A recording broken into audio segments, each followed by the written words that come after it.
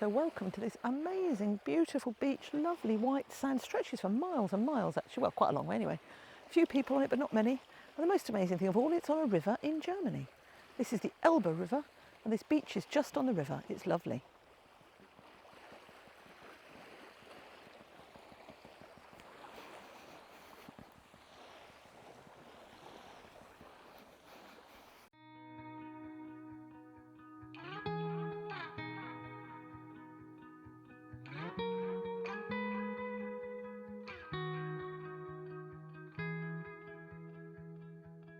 Call it off,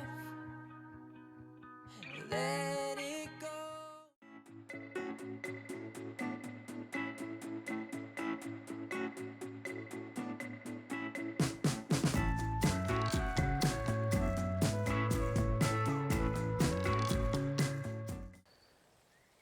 So we left Denmark yesterday morning in howling wind and pouring rain, and we drove about 10 minutes and then we were suddenly in Germany. We didn't even know we'd got into Germany until I suddenly said to Roger, oh, these are mostly German cars around here. There'd been such a lot of German cars anyway that it was hard to tell, but yes, we were in Germany within 10 minutes. And we drove about 3 hours or so, crossed the River Elbe on a very nice ferry, and then found a nice place to have lunch, which was beautiful. Went for a walk around there, past the lifeboat manufacturers, which was very interesting. And then when we'd done that, we drove on to a place that was in the forest in Germany, and we camped there, and it was absolutely beautiful, peaceful. We were the only people there. Three or four people came to walk their dogs while we were there, but it was lovely. And now we've driven on about another 3 hours or so, and we're now in the Netherlands. And we're in Anderen, which is in the middle of a national park in the Netherlands. And we've got our shorts on, but it's just started raining, obviously. And we're going to go and walk and try and find an ancient dolmen. It's about 3 kilometres from where we are. The campsite is beautiful. We'll show you that later on. So these are the Hunebedden. There's one here and one over there, which you can't see quite as well. They're 5,000 years old, built by the Funnelbeker culture, which are the farmers who were around Northern Europe at the time. And this is a burial mound, like a lot of dolmens and things that you see at home. It used to be a great tourist attraction many, many years ago. And in the Middle Ages, people got very worried about the pagan situation in terms of they thought it was a pagan offering kind of thing. But it wasn't. It was basically just a burial mound like so many others that we've seen on our trip. And this one is absolutely beautiful, especially in the sun. Lovely. So welcome to Anderen, and this is where we're staying. It's a lovely little campsite. It's only got 13 pitches, and we're right in that far corner over there. But it is absolutely delightful. It's got beautiful showers, very, very clean, huge showers, loos, sinks, that kind of thing. Yeah, it's absolutely delightful. There's no way to get rid of the water or anything like that, but actually you don't need to because everything's on site here. It is lovely. Really, really lovely. It's very wet underfoot, I would say, and we did get a little bit stuck when we were trying to put Henry onto his spot yesterday. But we sorted it out, and yeah, it's not too bad, and hopefully we'll be able to get out when we go tomorrow, hopefully.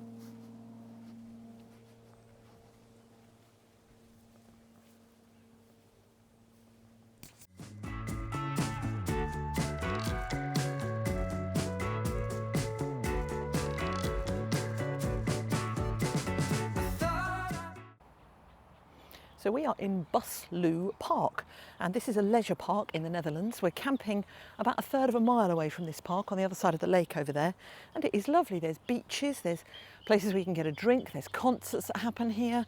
There's a diving site in the bottom of the lake as well. It's absolutely beautiful, and it's a lovely day, which helps as well. Gorgeous, and lots of wildlife to look at as well. So we wanted to just talk about the Netherlands because actually it is illegal to wild camp in the Netherlands. So we spent the last two nights at the farm, which was lovely. 20 euros a night. It was a real bargain, wasn't it? I have to say that was incredible, wasn't it? It was very soggy underneath, but it was lovely. It was a really, really beautiful little campsite. And the owner was so friendly and welcoming. It was, as well. and the facilities were just so clean and spotless, weren't they? The showers were enormous. They were, yeah. Absolutely enormous. They only had 2 loos and 2 showers, but it was plenty for 13 pitches, wasn't it? Yeah, it was absolutely lovely. And now we're here at a different place. We are now near Buslu, which was the beautiful lake just down the road there. And we're at a farm again, and this is another quite smallish campsite. It is. We've got views of cows, which is always nice. Yeah. And it's lovely, isn't it? Absolutely perfect. And as you can see, the weather is gorgeous. So we're back in the shorts and t-shirts. Hooray! Yes. No, it's been absolutely lovely, isn't it? It's as you say, we've been in a couple of farm campsites, really small campsites, and they just do them so well. Again, we got here, the guy shook our hands and Yeah. said, who he was. We told him who we were. And it's just lovely, isn't it? It's just all very friendly. And we went to go and try and book for another night, and she knew exactly who we were the minute we She did. spoke, didn't she? Probably because we're the only English people here, but Yeah. but she was very helpful, wasn't she? And said she'd come back to us and sort of sort things out for us, which is always good.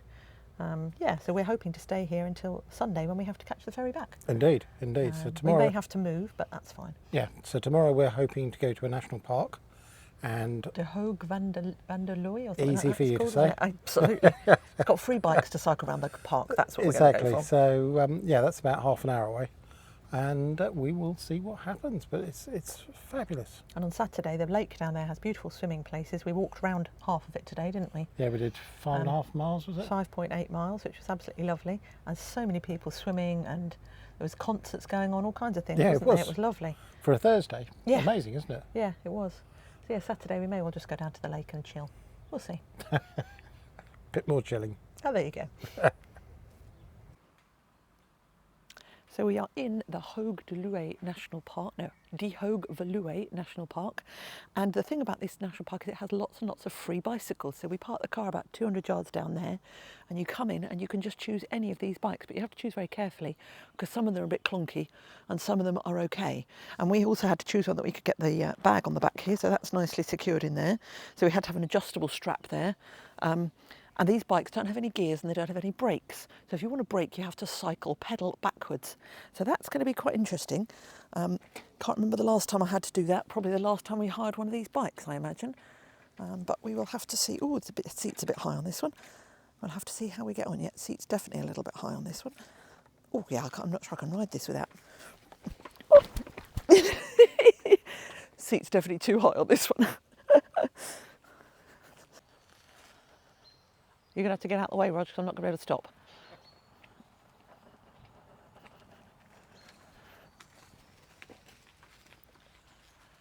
These are very strange bikes to get used to, and you have to back pedal if you want to stop.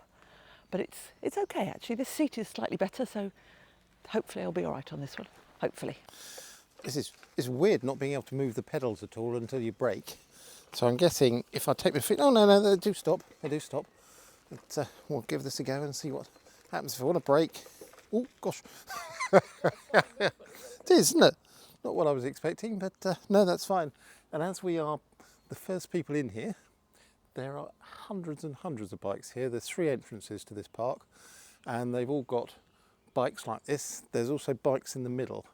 So basically, when you get to the middle or get to any other point, then you just leave your bike there. You can't lock them, you can't claim them as your own, and you just leave them. Somebody else takes your bike, you take somebody else's bike. Hopefully it works perfectly. We will see. Bit wobbly starting off. I'm sure it must be just getting used to them, but there you go. So there are over 40 kilometres of cycle paths through this national park, and you can see wolf and wild boar in here as well, apparently. I don't know whether I want to see wolf or not, really. It depends how fast I can cycle on these bikes, I guess, doesn't it?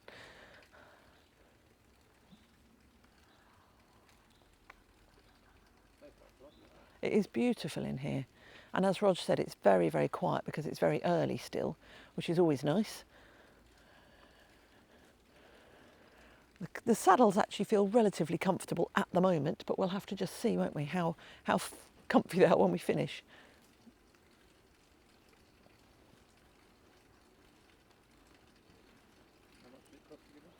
It was €32 to get in, which was, I think it was 13 euros and 5 cents for each of us to get into the park.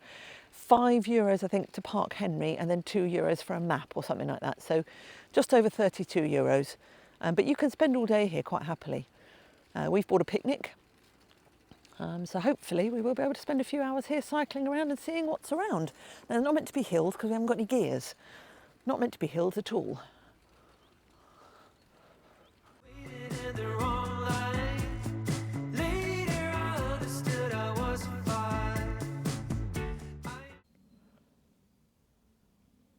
So we did say there are wild boar in this park as well as wolves, and apparently, well, we think this is probably evidence of the wild boar. Underneath a lot of the trees there are bits where they've obviously been rootled up looking for creatures, things that have fallen from the trees, insects maybe. We're assuming this is the wild boar. We don't know, but we've seen quite a lot of this on our cycle so far.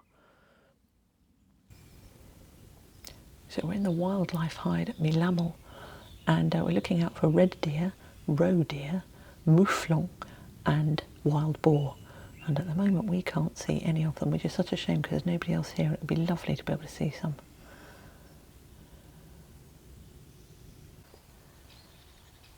So we said we thought there were wild boar in this park, and in the distance over there you can see quite a few of them, all grazing and rootling in the mud, presumably trying to find things. Yeah, nice. There's a few youngsters as well. You can see some littler ones there as well, which is always good. It said on the sign there were 50 wild boar, but then every spring they have hoglets, and I don't know what they do with those or whether they have to cull them or what, but yeah. So this house was built between 1914 and 1920, and it was the country residence of the Crolla Mullers. It was apparently designed on a typical English country house standard. So in other words, it had separate rooms for the men and the ladies. So it had a boudoir, it had a library, it had a billiard room, that kind of thing. But the tower is very not typical of an English country house, but they wanted the tower so they could see over their massive estate. And the estate, we assume, is actually this part of the national park, probably other bits of the estate as well, because this house is on the edge of the national park. Helen Crolla Muller was an avid art collector and was credited as being one of the first people to actually recognise the genius of Vincent van Gogh, who lived in a house not far away from this house here. And the old house of Vincent van Gogh is now the Crolla Muller Museum, because when they died, or the government purchased all of their art and their estate from them. I don't know if that was when they died or not, but yeah, it's very interesting. It's a very, very peculiar house to look at, though, with that strange tower in the middle, but there you go.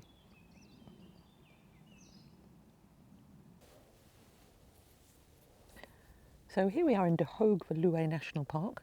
We've been cycling for just over 3 hours. We've stopped, we've seen wild boar, we've seen interesting country houses. We stopped on various places and we decided to stop here for lunch. A view across the savannah. We were saying it looks very much like Africa actually. You could expect a giraffe to wander across there. But yeah, it's lovely. It's very mild today as well. Lovely, lovely place to be. So we're still in De Hoog-Veluwe and we've had forests, we've had marshes, we've had heaths, and now we've got sand dunes. It's amazing the different varieties of landscapes that there are in this national park. So we just got back to the start point with our bikes. We'd cycled 23 miles. The backpedalling took a bit of getting used to, I have to say, and I wasn't brilliant at stopping. If I had to stop sharply, I couldn't really do it. Roger was better at that than I was, but yeah, I wasn't great at it, but it was okay. You do get used to it. But the biggest thing was no gears. Going up slight hills is very hard when you haven't got any gears. But I really enjoyed it. It was lovely. We saw lots of different types of the park today, and it was great. Yeah. So this is our fantastic spot on our last campsite of our holiday. It's on a small farm, which I think we said before, and it is lovely. There's cows directly there, there's ponies out there in the day. You may be able to hear a man playing a trumpet as well, and apparently he does that for his cows. And we've heard him every night that we've been here so far, which is only the second night. And we're here tomorrow night as well. And it is stunning, and it's been a beautiful day today as well. It's been amazing, hasn't it? It has been lovely. A bit too hot at times, but there you go. We like to moan. Yeah, indeed.